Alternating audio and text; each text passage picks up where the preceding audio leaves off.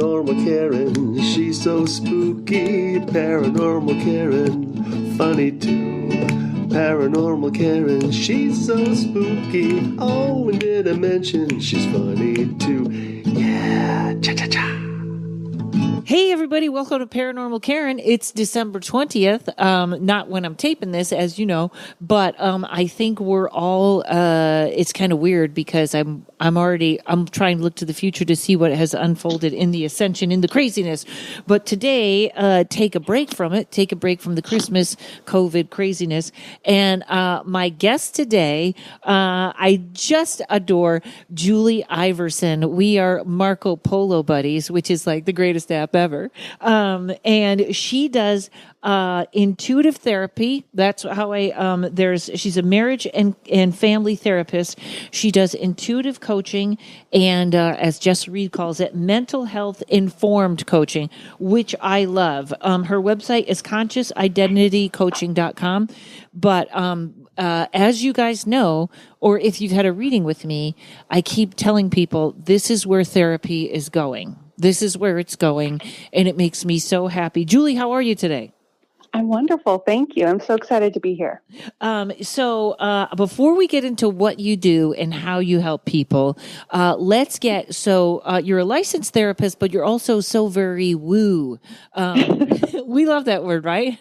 Absolutely. It's like a code word because regular people don't always know what it is, and you always have to explain it to them. Tell me how your woo started.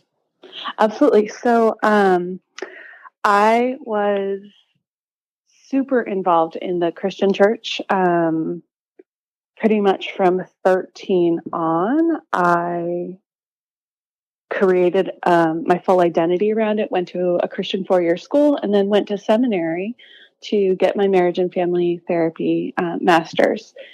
And in seminary, had that deconstruction of everything you think you know about Christianity and where your information comes from.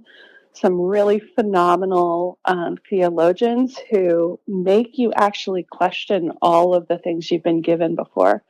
So I left that 2-year program and went into a complete dark night of the soul. Didn't know what I believed, didn't know what was true. And didn't know who I was because I had formed my identity around it. That's very much what Christianity, especially Westernized Christianity, promotes is that this is who you are.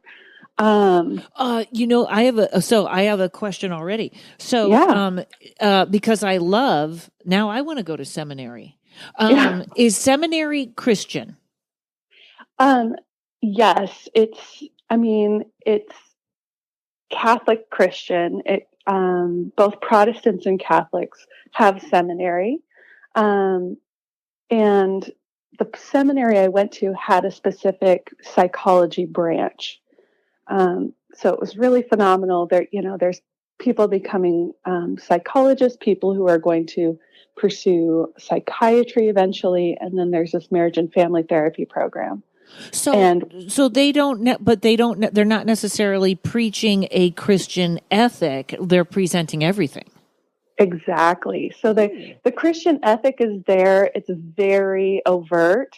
And you have to do some of the basic, like Old Testament, New Testament. You don't have to do any of the languages, thankfully, because that would have kicked me. I would have been done at that point.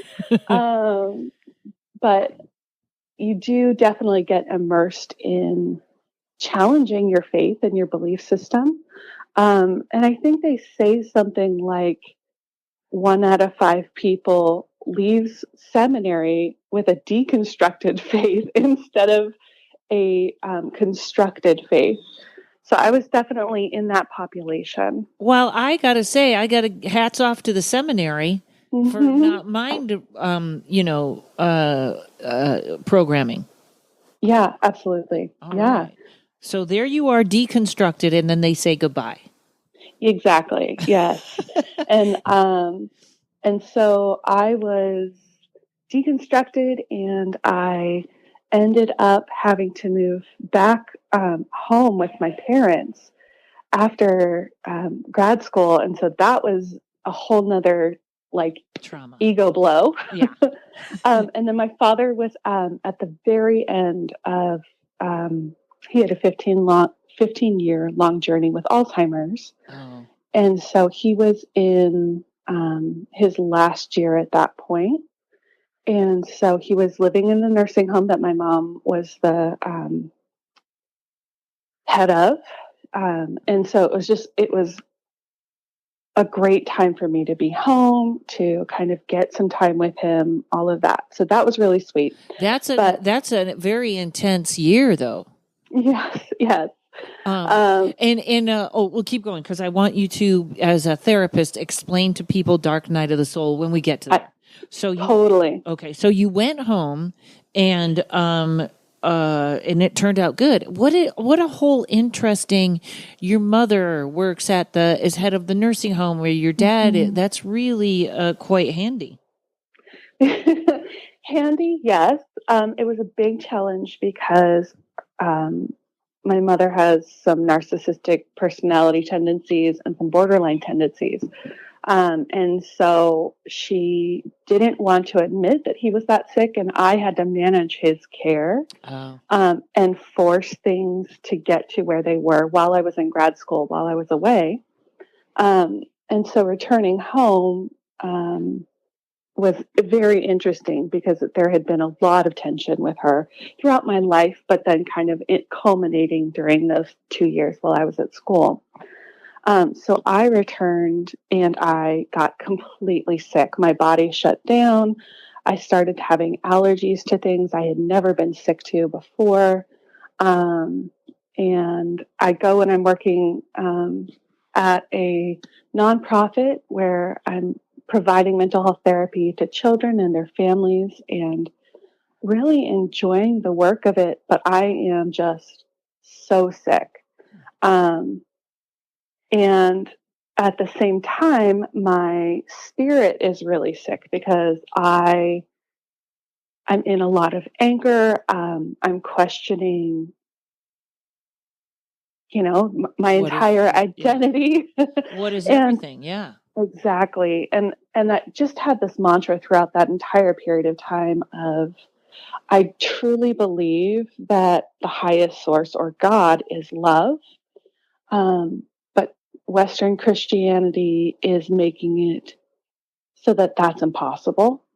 And so I can believe in love and I can believe in source, but I can't believe in the things we're doing in the name of source that are destroying people and destroying their lives. And was this nonprofit Christian also, or no? No. At that point, I kind of de-identified as a Christian and have moved away from that pretty much the minute I left grad school. And to be honest, in the mental health perspective, I had been in church. I had just gotten a puppy, and they were talking about Abraham having to sacrifice his son Isaac up on the mountain. And eventually, he gets up to the mountain, he has a son, he's about to kill him, and God provides another way. An angel comes and stops him and provides another way for it to happen, but it's a test of faith. And I felt like I was being asked to do that. And from a strictly mental health perspective, if you're going to a 3D therapist, or I was going to a 3D therapist and was honest about this, they may very well have been like, oh, this person's having a psychotic break brought on by stress, because it felt incredibly real. But it was the start of this deconstruction for me, because I was like, I'm just not, I'm not down for that. This dog is he feels like a piece of my soul, and he is definitely an emotional support animal for me. And so even though I'd only had him for a few months, I was like, no. Oh yeah, that's your angel. That angel was sent there, and you can't. Totally. It still amazes me that anyone can abuse an animal, because when you look into their eyes, there's no mistaking that they are, I don't want to say human, but there is no reason to treat an animal worse than a human. Absolutely not. Especially a dog. Yeah. And at this point, I fully believe, I do energy work on my dogs. I fully believe that they're incarnated other presences. And I know that you're working on talking to animals as well.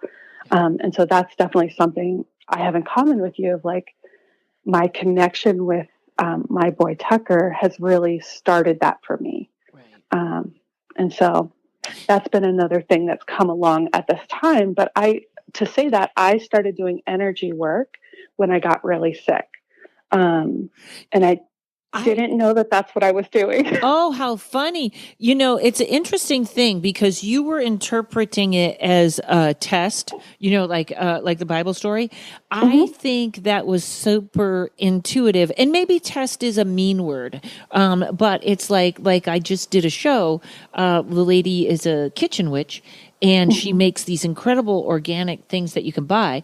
But she said to me, all of a sudden I was gluten intolerant and this and that. And I was like, yeah, that's because you were supposed to do the organic stuff. And she was like, oh, yeah.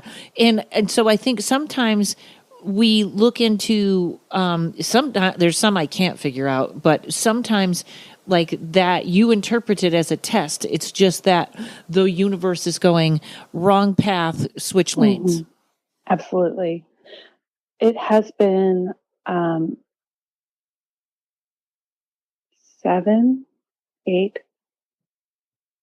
years, but it was really 7 years. I do everything in 7-year increments. It's even in my gene keys. It was the one thing, like I looked into gene keys, and that's like the first thing that pops up. It's like, everything's going to be in 7 years for you. I'm like, yep, wow. That is truth.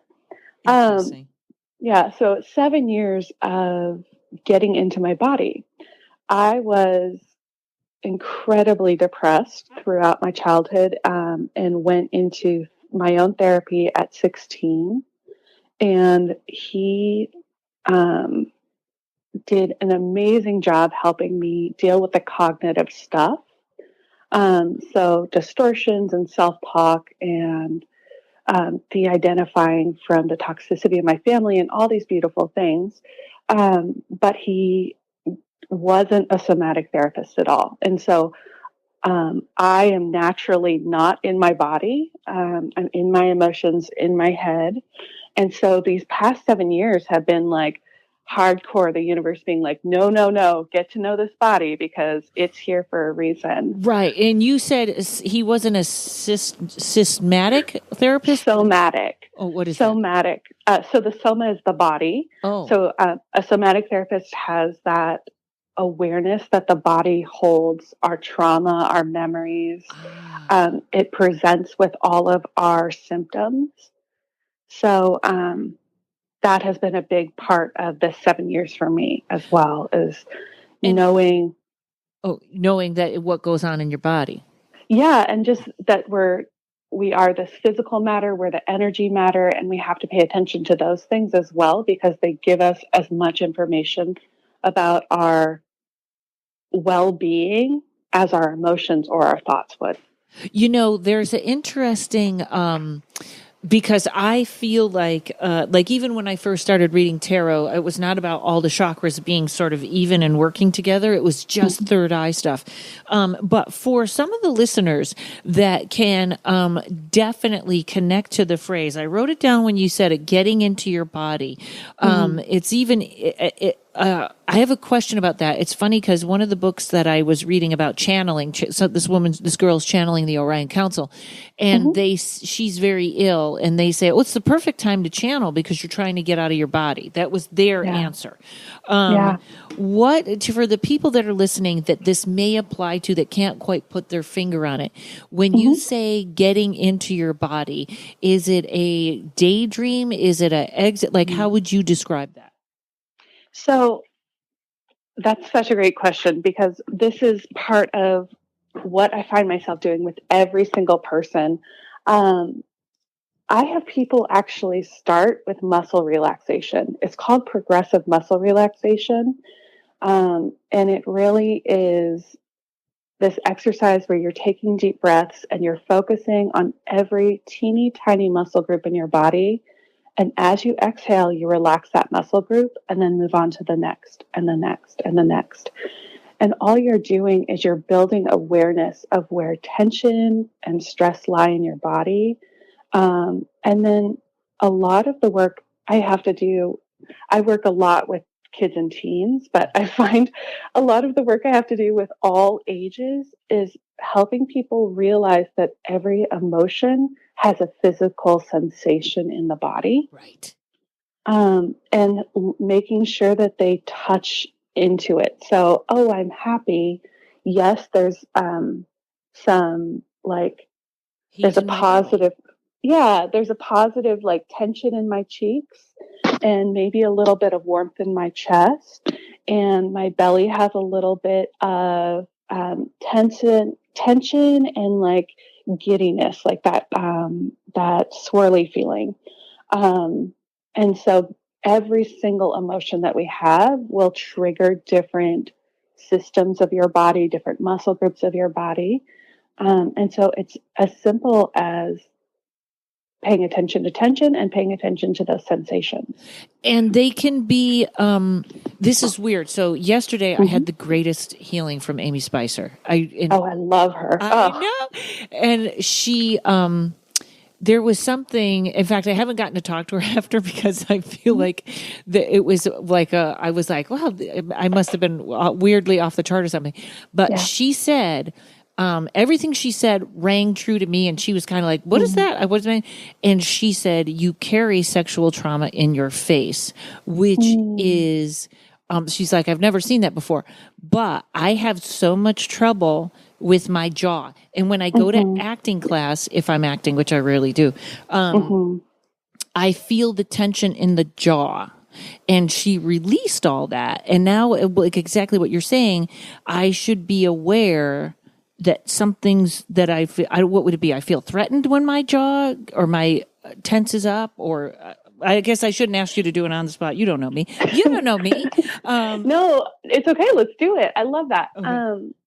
So it can be, so it's going to be different layers. And that's my biggest belief system. And the biggest thing that's resonated with me is Buddhism, non-dual Tantra has a system of understanding that we are like the stuff we're surrounded with, we're the stuff we're made of. We have our mind, thought, feeling matter, and then our energy. And so it's these layers, right? And so your jaw, there's going to be a layer where you're just paying attention to the tension. And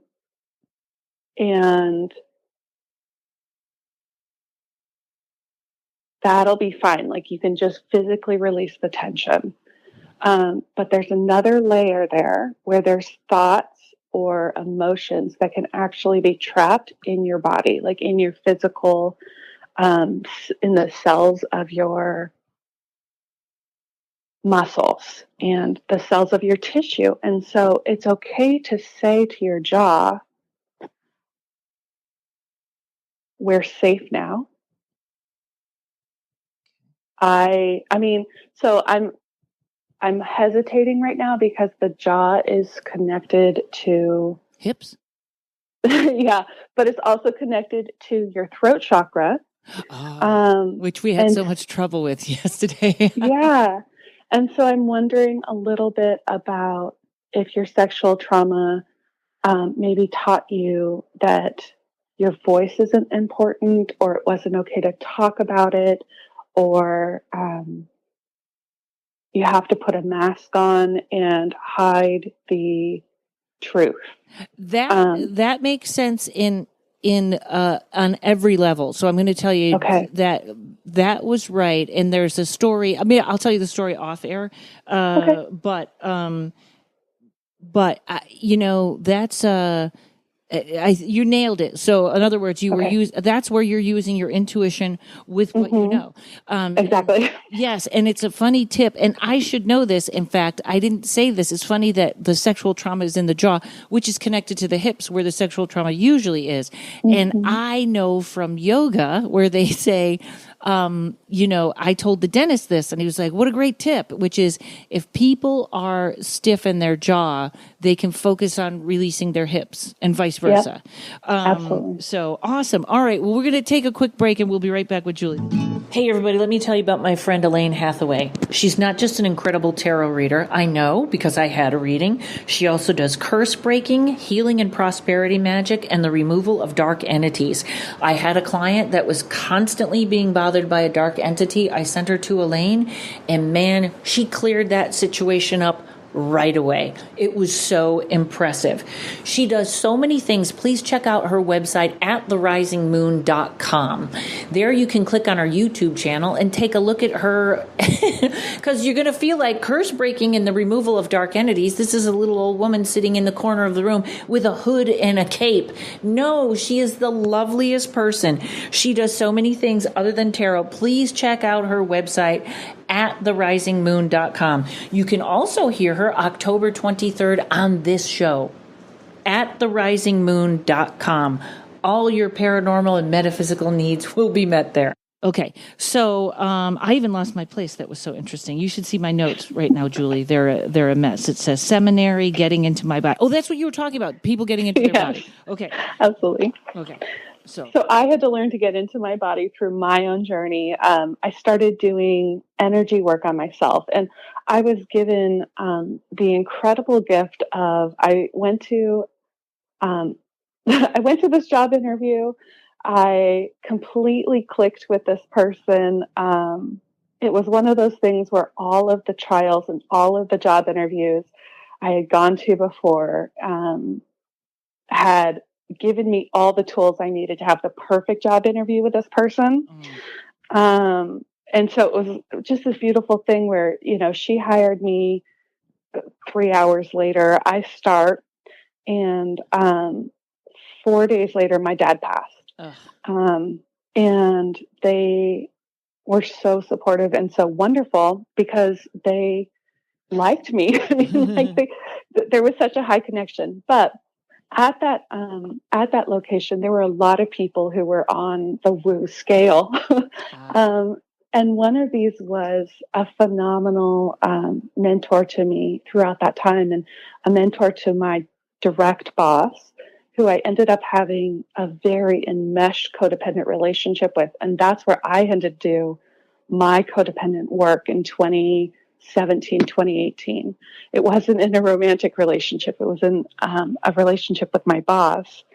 But her direct boss and my mentor actually guided me to do some energy work and talked about chakras and was very centered on love, and not Christian love that I had been raised thinking about, but just love in general, the love that we pass between people. And so I just resonated really strongly with her. I learned a lot from her. And that's where my journey really opened up into everything. So I kind of did a similar version to what the first wave of Jess's Soberish community did, of like having to deal with all of the codependent issues. And then by that time, I moved into a private practice, and I was working there and got to experiment bringing some of my intuitive awareness and the knowledge I had about energy work and the work I had done in yoga. And I ended up having to do an entire functional medicine program to get well, because I was still sick throughout this entire time. Wow. I had 5 months that felt like I had mono and couldn't really get out of bed, could sleep all the time if I was allowed to. Now, is this, would this have been, what would the doctors have said to you? Autoimmune disease? Did they say anything? Yeah, interestingly, I wasn't followed by a single practitioner at this time, even though I had health insurance. You know, I've got the best health insurance in Northern California and all these things. I don't have a single practitioner following me. So, in the midst of this, I get what feels like mono. I've gotten tested 3 times. Everyone says I'm negative. I can't get out of bed. I feel like the muscles of my legs don't have the energy to carry me. And I've got 2 dogs to care for. So I walk them, even in very short walks, you know, it's 3 times a day minimum. So my life just isn't working. I can't show up to work. I can't think. I've got a severe brain fog. And I go in and I email at this new doctor. I ask for her to be my primary care physician. I send her my background and what's going on. And she looks at my chart and she sees that I've got a history of depression. And so she walks in the door of our first session and she tells me that I'm just depressed. Ugh. And as someone who has dealt with depression her entire life, like at 13, I knew I was having a depressive episode and I knew when I came out of it. At 16, I knew that I had to ask for help because at that point, my suicidality was really bad. And literally, I'm a therapist. Like I've gone through every avenue of my own therapy, treatments, and as well as helping others deal with it. I know that this isn't depression. Mm-hmm. And so what she says to me when I say, no, I know my depression and that's not what this is.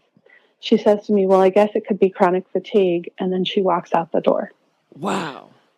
So I wasn't going to get help is really the message that I got through all of that. And I had to do it myself. And so I self-diagnosed as adrenal fatigue. I play with chronic fatigue as a diagnosis sometimes, but it doesn't resonate fully with what I've got. So would this be adrenal burnout? Yeah, and I treated it that way. So, excuse me, I need to sip water. I treated my body as if I had adrenal fatigue or adrenal burnout, and just did every single thing I could to detox my stress. Mm-hmm. And that's when I really started practicing mindfulness. Sorry, I love that my throat is going to act up right now because I'm talking about my truth. Okay, folks, I paused it because, Julie, this is so interesting because you were saying I needed water and you said your throat mm-hmm. kind of messes up when you speak your truth. Yep, exactly. So I find this happens when I'm intuiting for others or just speaking my own truth. My throat will get really froggy as it's doing right now. And it's really because I have messages programmed in me that it's not okay to speak my truth. I grew up with a narcissistic mother and gaslighting was like the number one go-to. And then I grew up, my father was incredibly passive and depressed. And so we just kind of allowed her to be what she was. And so I have to work on speaking my own truth and believing it and being settled in it. And that usually helps my voice. So wow. It's an interesting thing. I have to be in tune with my body. Yeah. Well, that's interesting. And I think a lot of people don't realize that's actually a good lesson for them. So, okay. So, so you're learning your truth from all these people and there is something, and that's, there is something about, like, I kind of want to say, you probably had woo-woo all your life, didn't you? Yeah, I really did. Even as a kid, I knew I had been a mermaid. I had dreams of flying, and they felt more real than anything else. I had experiences with, there was a ghost in our house growing up, and then there was a dark presence that I had one night when my mom was really, really toxic. And then that was a repeated nightmare I had I don't know, probably like 6 times a year for the rest of my childhood and into my 20s. Now you said I want to go into the mermaid thing because that's Yeah. fascinating me, and that's and yeah, because people are now telling me I'm a little bit fairy, so I Yep. don't know what Yeah. that means, but you talk about mermaid and what that means to you because Dion Fortune does a wonderful book called Psychic Self Defense, and Mhm. in it she talks about not quite people being mermaids, but people being influenced or coming from a particular element. Okay. Mhm. And Yeah. she's like, sometimes, every once in a while, you'll hear a story about someone who just walks out into the ocean and just people are like, what happened? That person just walked out and drowned and sort of killed themselves. When I was in high school, we had a kid who couldn't stay away from fire. And Mhm. one point, he walked right into a fire. Like it took him years to get out of this. He just burned himself. He just could not stay away from Mm. fire. Yeah. So is that sort of a little bit to the mermaid thing? Like, Yes. yes. So water They is your stopped. thing. Yeah, water is your So thing. actually, water is only one of my things. So at this point, I understand this is where people will either love me or hate me. So I understand that we are all energy and that we're all different frequencies of energy. And so I think that my core frequency is resonates from Archangel Lucifer, who is actually healed and in better connection with both the father energy and the mother energy. Um, so it's not the Lucifer that we think of culturally as the devil, Okay. but I identify as Archangel, half Archangel Lucifer. And then every time I do a meditation to meet my higher self or my guides, I am represented by two presences. So one is Archangel Lucifer, and the other is a feminine energy that is completely green and only presents herself to me as like a light body. Like I've never seen a physical manifestation. And she might be Fae. I don't know. Okay. But I think that that's um, part of knowing those two people. I understand my mental representation is then we've come and incarnated as different types of aliens and different lives on this planet. Okay. And one of those incarnations for me was as a mermaid. Okay, Um, and everyone is going to want me to stop and ask you a little bit more about Lucifer. So okay, Lucifer is perfect. not the Christian demonic fallen Mhm. angel that is now, which I've said this before. I guess demons were originally thought. This is a whole thing I'm gonna get into in another a podcast. But I've been Mhm. doing some research, and my wonderful friend Diette did a channeling of demons, and I Mhm. do believe they are a thing. They are their own entity Yeah. that can come in, but she was saying how they're trapped here because they are a compilation of our collective consciousness not dealing with our shadow side. Yes. Yes. And I keep finding people that are getting possessed are usually the sweetest. She was the sweetest. It was the nicest person. Mother Teresa. Mhm. I'm all good. I'm all good. Yeah. Not dealing with their shadow side. So when you say Lucifer, it's not like that. How do you identify that? So, the best way I've heard it explained is through a history of the multiverse. It was a Medium article, and I think it's like 8 or 10 parts. And it's just this brief explanation of Lucifer was a part of the masculine that scared the feminine. Okay. Um, and the masculine then separated that part from itself and kind of put it into isolation or into its own sphere or realm so that it could stay in relationship with the feminine. Um, and so then you've got this part that has to do all of this work. And I think, there's the fallen angel piece of like, I know that I lived a lifetime as a star, like a sun. Okay. Um, Oh, it's okay. uh, Keep going.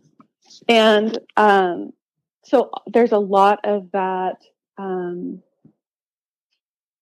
a lot of what we think of as Lucifer what is true. Like he did fall, he did have bitterness. There is so much darkness and anger when you are rejected by both, right? And that's Rejected. Lilith. That's Lilith too. Exactly. Lilith and Lucifer are two sides of the same coin. Right. Just the feminine and the masculine. And I think, honestly, I feel greater sympathy for Lilith because she was rejected both by her father and the sexual partner. Right. And she kind of didn't do anything wrong. No, we don't know not what at all. Lucifer did, but she was just she just wanted to be on top. Yeah, exactly. And I think Lucifer, to my mind, he didn't do anything wrong either, so much as he scared the mother. He scared the feminine energy, and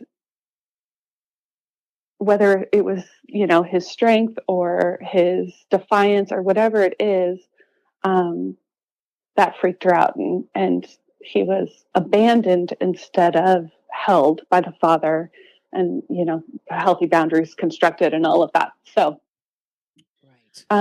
which definitely parallels my childhood, and there's been so many synchronicities for me. Okay. And so when he shows up, he's a guide or a speaker, or he teaches you what is the role?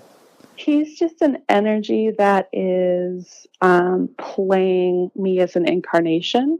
Okay. And I'm aware that he's playing, I think he's playing 5 incarnations at the same time, is the insight I have right now. Like you're one of 3. I think our higher selves, or those energies, incarnate in a whole bunch of bodies. And so I think I'm one of 5. Oh, okay. That would go along with, I feel like, I've told this story 100 times. Sorry, people. I feel like when I did an ayahuasca trip, they showed me 3 people and they said, this is you. And so that would make sense that, I don't know what energy I would come from, but it kind of putting that together. So this is the particular energy that you came from, and there's 5 consciousnesses, or maybe 5 people, or 5 things on this planet that are of the same. It's almost like a science fiction movie, like where I wonder if they ever meet, or if that's what a little bit of Twin Flames is about. It definitely could be twin flames. I don't know if I'm ever going to meet my my other soul people, my other consciousness. And I don't know, honestly, I don't know if they have the same mixture of the green feminine and Archangel Lucifer in them. Or if they're like, if he's dual playing or tri playing with other energies in those incarnations. I always wonder if that would be where you would be very much alike or very much different, because it's very interesting. Yeah. Me and my sister are so much alike and yet completely different, even to the thing where, like, I'm 5'9" and she's like 5'2". I have white skin, she has darker skin, but you can look at us and know we're the same. And I always felt like if you took one person and split them in half would be her and half would be me. You know? But that's very interesting which way to think of the consciousnesses, because I've always thought of them. You just changed how I thought, because I've always thought of them as these are different people that I wouldn't know at all, but maybe they are twin flames or people we do know. Yeah, absolutely.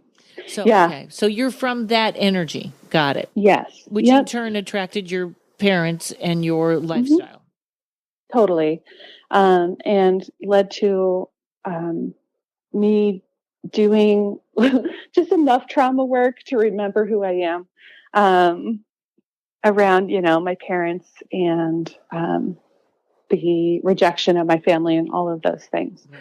So I've done my own work, and that's been wonderful. And then in the past, I would say 2 years, I've really woken up to accepting my woo. Like you said, I've had this my whole life. I knew I had been a mermaid. I knew in past lives I could fly. and then kind of shut that down a little bit. And then as I start doing energy healing, as I start healing my body and tapping into my body, things start to wake up. My intuition wakes up, all of these things. And I had to move back home into my mom's house to protect her from herself and to prepare her house to be sold. And the spirit that was there, that had been there my whole life, was still there.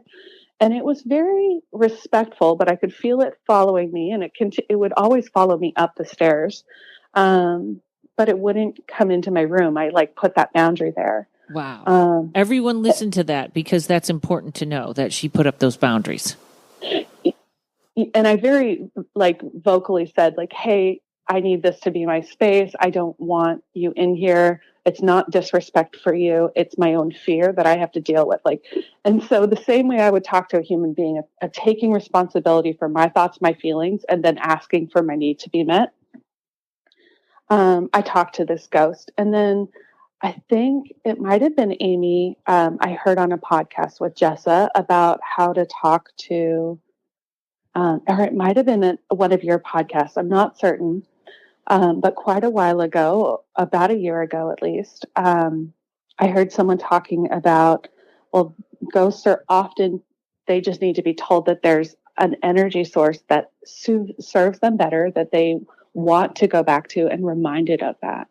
And so I did that work with her, with the spirit in the house, and just reminded her that she had somewhere better to be. And felt like that, and, kind of practiced the Ho'oponopono prayer with her, and thanked her for what she had been and what she had offered, and apologized for any hurt that had been caused to her. And then, reminded her that she could go if she was ready to go. And that felt like she hasn't been back. Yeah. And that to me would be a ghost that is, it's interesting. That would be a ghost attached to a house. Yes. So yeah, and it didn't have a lot to do with you guys. It just was attached to a house. Exactly. Yeah. And I definitely think it was not even the house so much as the ground beneath it. She always resonated as an Indigenous person to me. And so I think it was more that space that she was connected to. So that was not by any means easy. It was me looking into my fears and my anxieties. But at that point, that was kind of the light switch of oh no, this is all real, or I can treat it like it's real and move forward without making myself crazy about it. Right. And time is flying by. Okay. Yeah. Sorry. I'll be right back. Hang on, folks. Hey, everybody. Paranormal Karen here, doing an ad for myself because I can't remember when I tape my podcast to say these things. First of all, if you need a holiday gift, you can get a gift certificate for a 30 or 60-minute tarot reading on my website, karenrontowski.com. Also, I'm very, very happy. My new CD called Psychic Stand-Up Valentine's Edition is now available everywhere. You can get it on Amazon Music. You can get it on Apple iTunes. You can get it on Spotify, and it's even got a free YouTube channel where you can listen to it there. But it's the show I want to do on the road. It's 45 minutes of me improvising and reading tarot in front of a live audience. It is fun. It is funny. It is real tarot, real funny.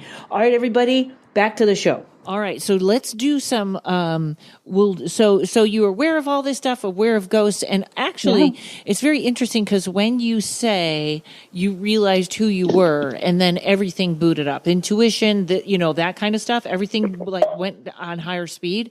I totally get that because I think it's when we give permission. When we give permission. Something, a very interesting, I hope I'm going to try and get a podcast together about all intuitive stuff that I've learned, but I've been watching remote viewing, and I've added something to my automatic writing process, which is one thing they tell you to do in remote viewing is they say scribble for 30 seconds because remote viewing is literally where the military went crazy and overanalyzed psychic work. So they have you do these steps that are actually really interesting, but they're kind of crazy. But they're so, I want to say anal, like you do A, B, C, D, and you can't do anything else. And they said that when you scribble, you're literally letting your conscious mind know, hey, we're not following orders now. And the subconscious mind wakes up. But I think that's when you find yourself and you sort of say, oh, all this is okay, it all opens up. It's interesting you say that. Tyler Henry, the medium, he scribbles while he channels. Oh, and his scribbles actually become pieces of art, and people want them, and they frame them and put them in their houses. And often, I was watching him during this season of Waking Up, and just the incredible accuracy and the beauty of what he does. I was like, oh, okay, like, this is another synchronicity of like, I can move into the space. Yeah. Often I would scribble to get myself out of places. So I would scribble when I was in high school. I was highly, highly suicidal and I didn't want to be in school. And so I would scribble to dissociate. And so scribbling for me has always been like disappearing. And so it's been a really interesting journey for me of seeing that dissociation is just my consciousness going to another place. And then it does bring back information when it comes back. Right. And that's safe and not bad, or I'm not breaking the rules or that kind of stuff. So it's been really interesting to give myself that permission, but also change the story I have around it. And that's a lot of what I had to do for myself. A lot of what I do, help clients do, is realize those narratives they have, whether it's conscious or unconscious. Often it's unconscious, and really check in about, is that truth? Is that serving you? And can we find a different way to tell that story so that you're empowered? And that's exactly like what I had to do to give myself permission. That's interesting because I do this little card of the day. And if anybody's interested, it's a Facebook thing, card of the day. And I just present a card and I explain the card to them, what it means. And I give everybody a little, a little thing for the day, a little mantra.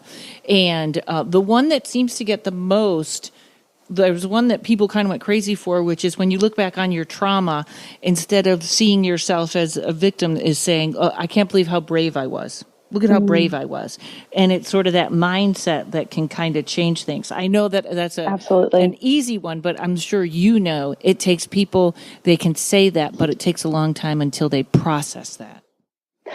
Well, but that's exactly it. It's so beautiful. Changing the narratives, changing the story, changing your perspective on what happened in the past transforms your emotional body as well. And it can't do all of the work in your physical body, but it can help heal some of those physical symptoms. And so something as simple as how brave you were accesses the physical sensations of bravery, which can be like a straightening in the spine, shoulders back and down, chest forward, warmth in the chest, which is also a physical symptom of happiness. And so that triggers like you're connecting that story to a different emotional experience, and you're changing all of who you are. So it's, even those small things can make a huge difference. Isn't that also, I was just thinking, it's kind of weird. That's our movies. That's exactly the hero that has that one thing, that weakness that they need to face or deal with. So that's what you help people with. Yeah, absolutely. I I'm moving into some of the more intuitive work of, finding your remembering Yeah. or putting back together old memories, past lives, and core identity. But then it's a lot of checking in about how you're storying your life and helping people take full responsibility for their thoughts, their feelings, their actions, giving them back all of that power so that they know that they can create their reality, that they can have all of the experiences that they desire and that will best serve them. And even in the hard times, they can respond in exactly the way they want to respond. Do you feel like I feel like and this is very interesting because I had a client that I was talking to about this. I feel like when people get labeled, when people say I have ADHD, which they may have, but that label locks them in to, well, this is just how it's going to be, so I'm going to take a pill, or it becomes an excuse. I can't do this because I have ADHD, which like my dyslexia, but at least I'm like, yeah, I'm not fixing it. I'm sure there's, you know what I mean? It's like, yeah, I'm fine. So there is my own label that I have given myself that makes me feel like I can't read as well as others, or I hate contracts or stuff like that. So when people label themselves, they also get very attached to their victimhood. Yes, absolutely. And America loves a victim. Yes. And we like to disempower ourselves for sure. yes, that's funny because actually with Amy's healing yesterday, she was like, you don't stand up in your power. Like even your guides are like, we don't know what's going on here. She's not standing up in her power or something. And today I got in my automatic writing, somebody said to me, and I think this is important, especially for women. In my automatic writing, it said, because your power was already always challenged, you have to remember power does not equal conflict. If you stand in your power and think of it as empowering others. So, and I always wondered if that was like a childhood thing, like anytime my power was always challenged. We love, everybody loves, like I said, this country is very much about revenge and being a victim. And now don't send me any emails because I do love my country. It's just, it's not perfect. But you must have to spend a lot of time undoing that with people. Yeah. Yes. And I find that the people who are coming to me are often very surprised at how quickly we can change those narratives, how much they want their power. And I can accept all things. Like, I think all of those things can exist on the same, in the same realm of reality. Where, yes, you have ADHD, your brain works differently. How is it serving you? How is that not serving you? What is that keeping you from? What is it empowering you to do? What do you want to use it to make happen in your life? And asking those questions instead of saying that this is a disease, that you are sick and ill and something's wrong with you, then gives people back the, I don't know, the chance at least to make something different of the way their brain works or the way that their body works or whatever it is. Right. So here is a lot of so I really think part of this awakening and this ascension is people are becoming aware. They are either I feel spirits or I knew that, like I hear them describe it to me and hesitate. Do you ever get clients that are either I'm seeing dead people or I'm seeing like and you have to, your job is to tell them they're not crazy? Yeah, absolutely. And that started long before I was fully awake myself. A lot of my teens, my kids would have spiritual experiences. And as a therapist, as a semi-awake therapist at the time, I just wanted to make space for that. And I remember even I sat down with a teenager who was hearing voices that, were command hallucinations to hurt her friends. And sitting with her, I just made space for like, yeah, you have this energy inside of you, this voice inside of you that's trying to protect you, and he's not doing a very good job at it. And she's like, he doesn't like you very much. And I'm like, yeah, I understand. Like, I wouldn't like me very much either because I'm challenging, but I'm only challenging because I too want to protect you and I see a different way of doing it. So instead of, you know, saying this girl's having her first schizophrenic break and she needs to be medicated, I'm helping her understand the purpose and point of this voice and talking to it as a separate entity and really kind of giving her power back. And I feel like that's a lot of what I'm doing. And I will say, I was part of this imagination project awakening orientation team with you. Mm-hmm. And I can't tell you the number of times people are like, that's the first time I told my woo story from start to finish. And it's the most amazing thing. And I'm like, well, I'm glad that I could be a safe space for you. Yeah. They get heard. Did, so when the girl has the voice and it's telling her to hurt her friends, do you feel like, is that schizophrenia, or do you not differentiate that those voices are coming from somewhere? I'll never forget a guy I knew that worked in a mental hospital, and he walked in and saw someone in the area that wasn't supposed to be there. And then he blinked and the guy was gone. And one of the schizophrenic patients turned around and said, you saw him too. I know you saw him. So schizophrenia is seeing through other dimensions, isn't it? It very, very well could be. I definitely think that there's a lot about energy and consciousnesses that can embody us that we just don't understand. And so I think schizophrenia is often a mixture of seeing through other dimensions, not understanding your powers, and then also probably consciousnesses coming and talking to people and them not being able to understand or interpret correctly because their programming is so strong that they're missing like the highest good of the message. Right. Wow. Okay. Interesting. And are there people that you might find, or maybe this hasn't happened to you yet, that are really dangerous that you're like, well, that's not good at all? I haven't.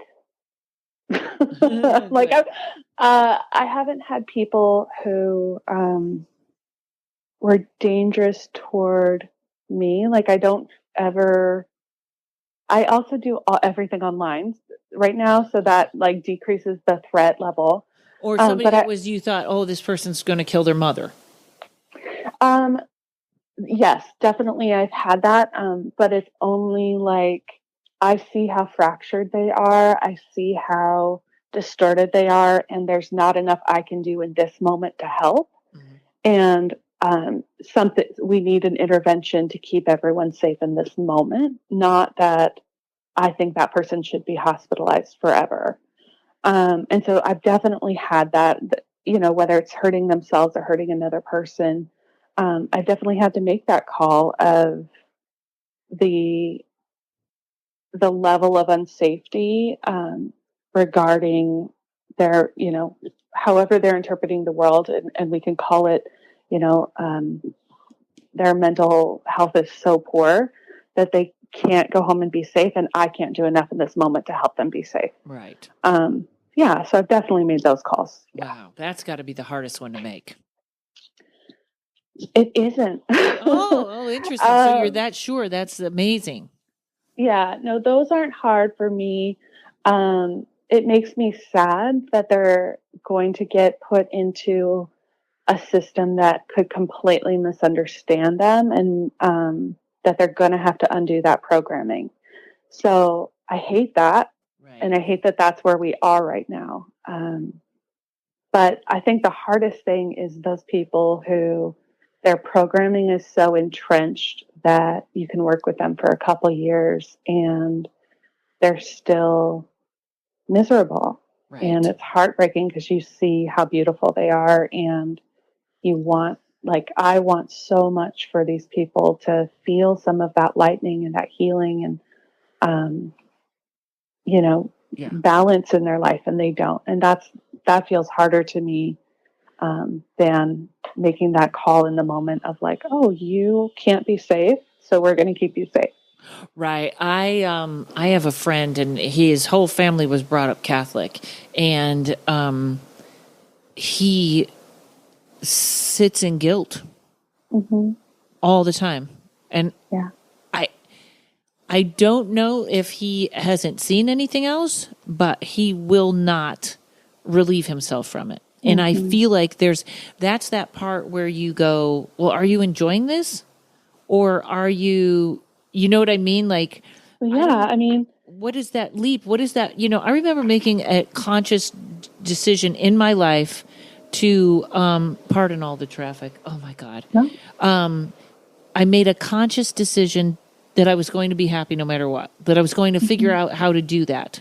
And I was very young at the time. I know that's harder when you're older, maybe, or maybe it's easier because you don't care what everyone thinks, but he can't seem to make that decision to be happy. Well, but Karen, in the Catholic Church, you're told that guilt is a virtue. Oh, really? And so it, the mea culpa, it's my fault, I'm a sinner, save me, God, puts you in a position where you can be rescued and receive care and love. But you're also told very specifically, and this is not just Catholic churches, and this is not every Catholic church. So I'm sorry to throw a paint blanket, with paint with a wide brush, but guilt may feel like he's doing a good job. Like he might feel like, if I'm feeling guilty, that's how I'm supposed to feel. So I'm doing a good job. So if I ever don't feel guilty, then something's wrong with me. I'm out of tune with my higher power or the world or who I'm supposed to be. Wow. All right. That explains a lot. Yeah. I wish he would had the joy to fix that, but yes. And that brings me, you choosing to be happy no matter what. I absolutely adore that because, as someone who struggled with depression and suicidal ideation her whole life, I really struggled to find happiness, to find lightness, to enjoy it and to allow myself to enjoy it. And it wasn't until 2019 I chose the word joy, and just decided that I was going to research and learn about joy, that I really gained the freedom to feel it and to experience it and to know that I can live in it, like dwell in it. And so I really believe that those choices we make, those very conscious choices we make, if we support them with action, can be life-alteringly wonderful. yeah. Wow. So now, Julie, tell everyone where they can find you. I think we have a little idea what you do. It's like therapy, Yes. but with that extra boost of woo, right? Exactly that. Exactly. So they can find me, and it's a long title, so I apologize. It's consciousidentitycoaching.com. I'm a part of the Awakening Orientation team for Jessa Reed. That's how we met. Yes, exactly. So I am providing some free services through that. And it's taking a little break in December, so it's not going on right now, but it will be back in some form or fashion in the new year. And then, I think the best way to reach out to me is to just book a consult or schedule a intake session, 15, 20 minutes with me, get to know me, see if we're a good vibe, through my calendar at consciousidentitycoaching.com. Consciousidentitycoaching.com. Well, thank you very much, Julie. Oh my God, look, it's 11:11. Oh, I love it. Happiness. Yes, happiness. All right, so it's December 20th, so everybody happy holidays or Merry Christmas or Hanukkah or whatever happens, Kwanzaa. I wish you the best. I believe I'll have to look at the calendar again. Well, I'm not gonna say this. I'm gonna sign up for my email list. That's what I'm gonna say, because I'm contemplating a Facebook Live New Year's Eve. Bunch of psychics. You can watch us. That's what I'm debating on. Yes, That do sounds it. fun, Yes. right? Yeah, I'm totally up for it. All right. Julie will be there. Who else will be? Hopefully everybody will be there. Amy, everybody. Yeah. I'll reach out to everyone who doesn't have New Year's plans, which who knows what New Year's will be, but that'll be fun. But today is Julie Iverson at, I just had it in front of me and then I got excited about the 11:11 and I closed it. Conscious Identity Coaching. All right, everybody, have a great day. Thanks to Mike at Uno Rising Media. Sign up for my email list. You can get all my news. Hopefully my new CD is out by then. Everybody just have a wonderful December.